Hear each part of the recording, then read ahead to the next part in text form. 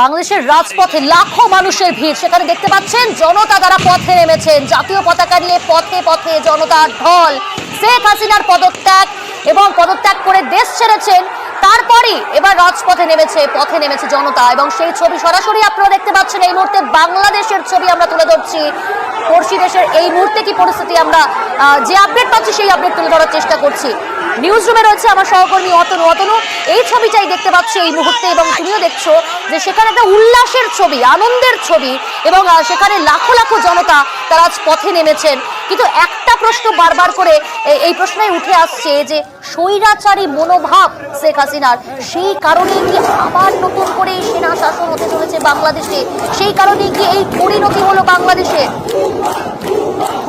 কূটনীতিবিদদের একাংশ তো সেরকমই মনে করছেন, তা না হলে আজ এই পরিস্থিতি কিভাবে কেন তৈরি হবে।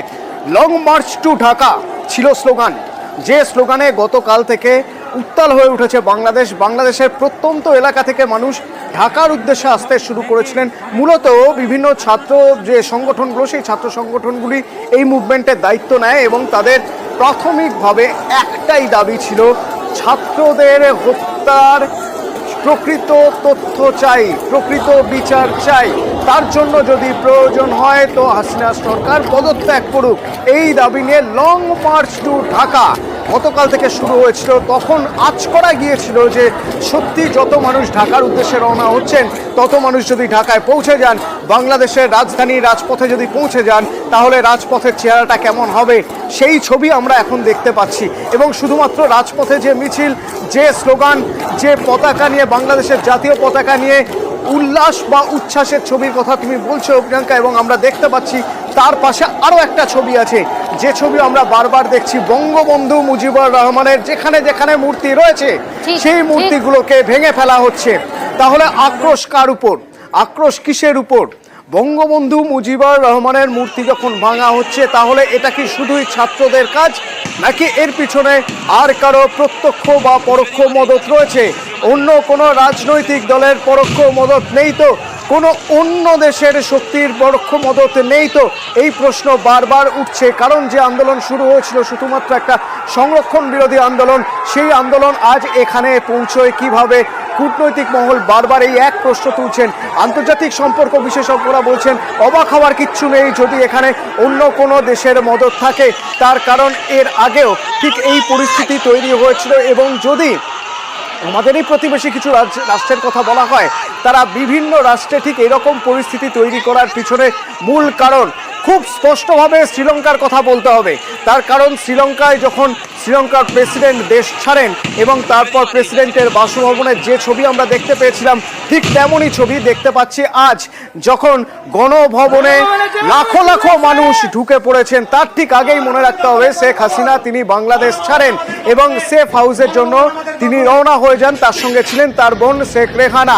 তার ঠিক পরেই গণভবনের ছবি চমকে দেওয়ার মতো বা মনে করিয়ে দেওয়ার মতো ঠিক একই রকম ছবি আমরা কয়েকদিন আগেই দেখেছি বা বছরখানেক আগেই দেখেছি শ্রীলঙ্কায়। ঠিক একই রকম ভাবে জনতা ঢুকে পড়েছে এখানে, মুখ, মানুষ, রং, কোনো রাজনৈতিক দল, কোনো কিছু দেখার অবকাশ নেই, কারণ এত পরিমাণ মানুষ ঢুকে পড়েছেন গণভবনে। এবং সেখান থেকে যারা বেরিয়ে আসছেন তাদের হাতে দেখা যাচ্ছে সেখানে শেখ হাসিনার ব্যবহৃত কিছু জিনিসপত্র তারা হাতে নিয়ে বেরিয়ে আসছেন।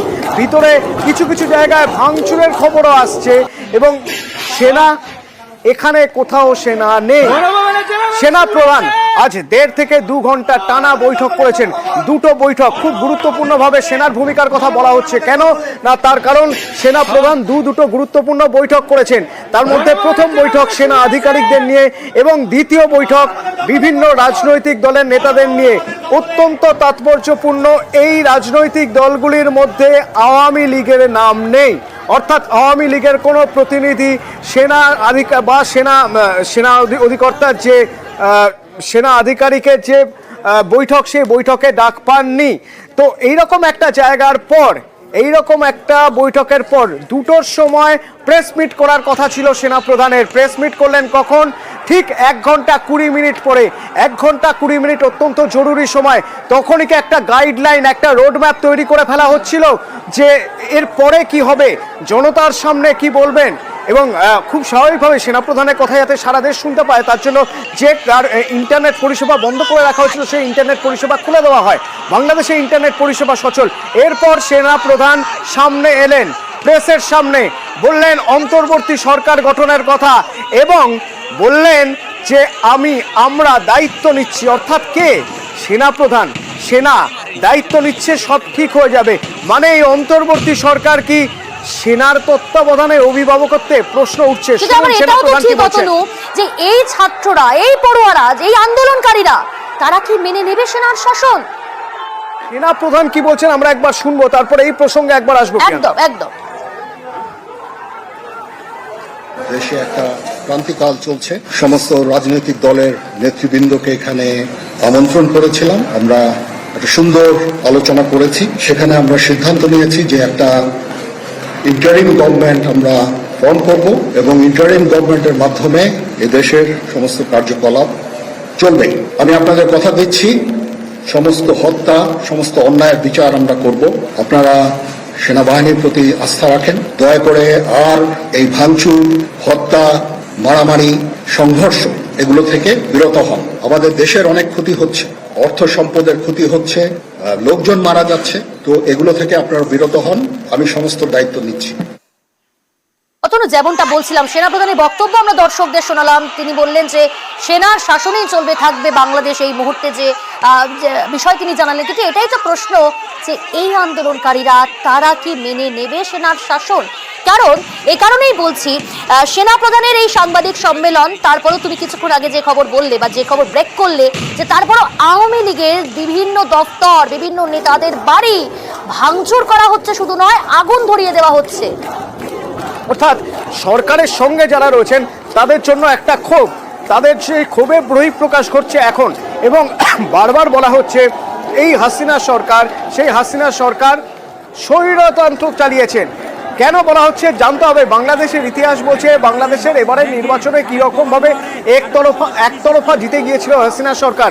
বিরোধীদের কণ্ঠরোধ করা হয়েছে বা বিরোধী বলে কিছু নেই বাংলাদেশে, এই প্রসঙ্গ বারবার তুলে আনা হয়েছে এবং বারবার একই কথা বলা হয়েছে যে সরকার কেন আলোচনায় বসছে না, কেন এইভাবে গুলি চালিয়ে, সেনা নামিয়ে ছাত্রদের দমন করার চেষ্টা হচ্ছে।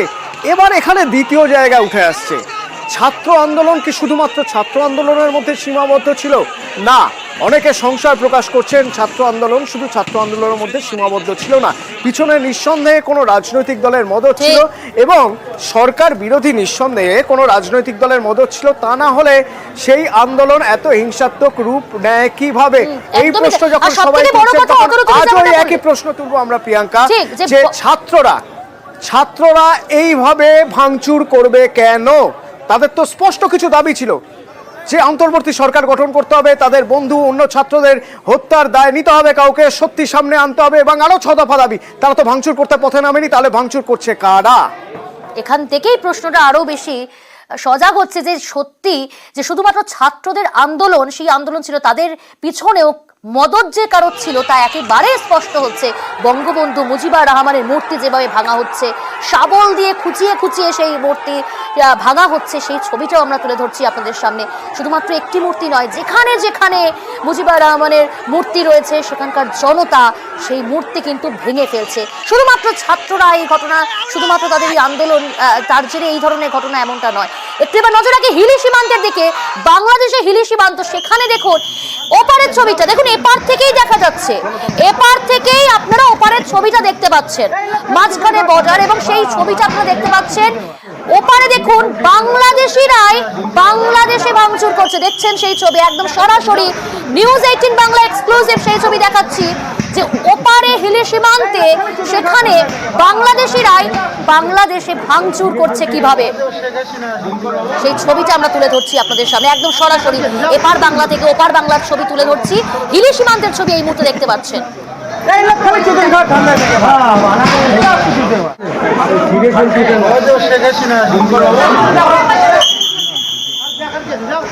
অনুপ রয়েছে আমাদের সঙ্গে, আমাদের প্রতিনিধি অনুপ। এপার বাংলা থেকে আমরা দেখতে পাচ্ছি একেবারে সরাসরি যে ওপার বাংলা অর্থাৎ বাংলাদেশিরা তারাই কিন্তু বাংলাদেশের হিলি সীমান্তে ভাঙচুর করছেন। কি বলছেন, কেন করছেন ভাঙচুর? একদমই প্রিয়াঙ্কা, দেখো যে গত কয়েকদিন ধরে যে বাংলাদেশের যে চলছে ঝামেলা, সেই ঝামেলার জের কিন্তু এসে পৌঁছলো একদম হিলি সীমান্তের ওপার বাংলা যে হিলি রয়েছে, সেই হিলিতে কিন্তু সমস্যা চলছে। কিছুক্ষণ আগেই বাংলাদেশিরা এসে কিন্তু সেখানকার যে প্ল্যাকার্ড থেকে শুরু করে সেখানকার যে অফিস রয়েছে, সেই অফিস কিন্তু তারা ভাঙচুর চালায়। এই মুহূর্তে আমরা রয়েছি একদম দক্ষিণ দিনাজপুরের হিলি সীমান্ত, যেখান দিয়ে বাংলাদেশের আমদানি রপ্তানি চলে, সেই এলাকায় আমরা এই মুহূর্তে রয়েছি। এই মুহূর্তে স্থানীয় বাসিন্দাদের থেকে একটু জেনে নেওয়ার চেষ্টা করব যে কি হয়েছিল, কিছুক্ষণ আগে পরিস্থিতি কি ছিল। কিছুক্ষণ আগে পরিস্থিতি 3টের পর থেকে ভয়ানক পরিস্থিতি হয়ে যায় এখানে। এখন আগুন দেখা যাচ্ছে, ওখানে দেখতে পাচ্ছেন হয়তো ধোঁয়া দেখা যাচ্ছে। বাংলাদেশে 3টের পরে পুরোপুরি এখানে ভাঙচুর শুরু হয়ে যায়। বাংলাদেশে কিছু জায়গা দেখা যাচ্ছে যে আগুন জ্বলছে। তুমি শুনলে যে যে ভাঙচুর করার কারণটা কি, কেন ভাঙচুর করছেন? সেখানে সেনা প্রধান সাংবাদিক সম্মেলন করে জানিয়ে দিলেন, শান্ত থাকার কথা বলেন। তারপরও হিলি সীমান্ত বাংলাদেশ, ওপার বাংলায় বাংলাদেশিরা তারা কেন ভাঙচুর করছে?